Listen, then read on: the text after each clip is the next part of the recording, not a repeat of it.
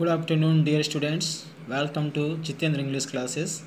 This is the Jitendra Kumar here. Now, today I will teach the poem. The topic of the poem is Echoing Green. This poem was composed by William Blake, and this poem was taken from his Song of Innocence.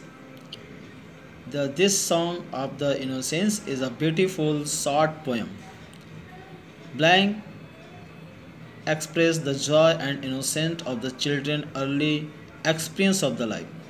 यहाँ पे blank जीवन के बच्चों के प्रारंभिक experience के यानी इनके खुशी और इनोसेंस यानी कि भोलापन सीधापन के एक्सप्रेस करते हैं. The echoing ring begin with the short description of the grassy land of the warm day in the spring. Echoing ring की शुरुआत होती है with the short description of the grassy field of the warm day is spring. यानी वह short description है of the grassy field. grassy field माने घास वाले मैदानों का on a warm day in a spring season. This is the spring season now. Here the sun does arise and make happy the skies, and the merry bells ring the welcome to the spring. The skylark and the thrush, the birds of the bush, sing louder around to the bells' cheerful sound, while our sport shall be seen on the echoing ring. यह poem जो है arise means यानी कि सन यानी कि का निकलना, and welcome to the spring is the season, skylark is a kind of the birds, thrush a color of the birds, and bushes means यानी कि झाड़ियाँ, एंड bells means यानी कि घंटियाँ यानी कि चर्च की घंटियाँ, and sports means you know very well. echoing means होता है गूंजता हुआ. हेयर यहाँ पे द सन यानी कि द सन शाइन्स ब्राइटली. सूर्य क्या होता है यानी बहुत तेज़ी से चमकता है. The sky looks beautiful. आकाश बहुत सुंदर दिखता है. Pleasant sound of the bells come from the nearby church. एक pleasant sound of the bell की एक प्लीजेंट साउंड निकलती है. कहाँ से आती है? From the nearby church. वह पास के चर्च से आती है. सॉन्ग बर्ड सिंग चेयरफुली. और जो गाने वाले पक्षी हैं बड़े ही प्रसन्नतापूर्वक वहाँ पे गाते हैं.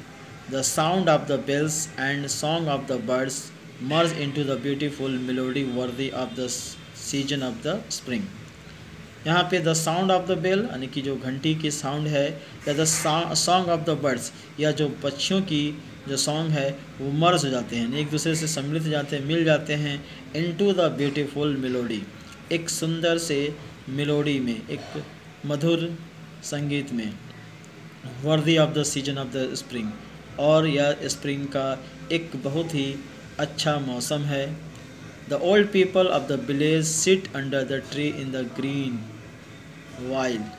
जबकि यहाँ पे क्या होता है, गांव के जो ओल्ड पीपल भी लोग भी है, सिट अंडर द ट्री, इस पेड़ के नीचे बैठते हैं. इन अ ग्रीन वाइल्ड, क्योंकि the tree is very green, the grass is very green. On the your young innocent children play their favourite game. यहाँ पे जो यंग इनोसेंट चिल्ड्रन हैं, जो बड़े ही भोले भाले बच्चे हैं, वे यहाँ पे अपने फेवरेट गेम के साथ यहाँ पे खेलते हैं. और they are very excited, they are very happy. Now here look at the second stanza. Old John with white hair does laugh away care, sitting under the oak. Among the old folk they laugh at our plays, and soon they all say such were the joy when we all, girls and boys, in our youth time were seen on the echoing ring. Here, this is the old man whose name is the old John. He had a white hair Now यहाँ the poet expressing the poet says कि some other old men and women are sitting under the oak tree. यहाँ पे कुछ व्यक्ति हैं जो एक या महिला या पुरुष जो हैं वह ओक ट्री के नीचे बैठे हुए हैं. They are watching the children at द प्ले. वे बच्चों को खेलते हुए देख रहे हैं. They want to forget their worries by sharing the joy of the children. वे चाहते हैं कि वे भूल जाएं देयर वरीज अपनी चिंताएं. By sharing the joy of the children. वे बच्चों की खुशी को में शेयर करके यानी उसमें भाग लेकर वे अपनी खुशियों को यानी अपनी चिंताओं को भूल जाना चाहते हैं. During the day it filled with the noise of the children. दिन के समय इस ऑक ट्री के नीचे it is the field with the noise of the children. बच्चों के शोरगुल से भरा होता है. And the old man women was the children at play.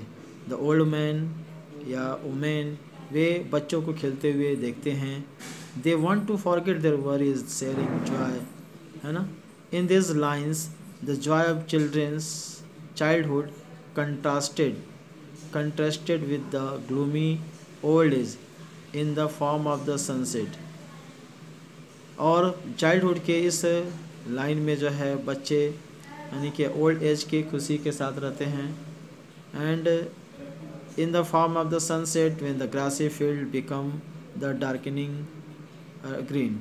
और जब सनसेट यानी कि छुप जाता है तो सोचिए कि यहाँ पे क्या होता है. Grassy field become the darkening green हो जाता है यानी एकदम शांत हो जाता है. डार्कन अंधेरा हो जाता है. लेकिन जब बच्चे खेलते हैं तो वहाँ पे वह इकोइंग ग्रीन हो जाता है यानी वहाँ गूंजता रहता है. इस तरह से द पोएट सेज दैट कि children continue to play on the grassy field till late in the evening. इस तरह से बच्चे क्या करते हैं यानी पोएट कहता है कि बच्चे कंटिन्यू करते हैं टू प्ले खेलते रहते हैं उस ग्रासी फील्ड पर जब तक कि शाम ना हो जाए.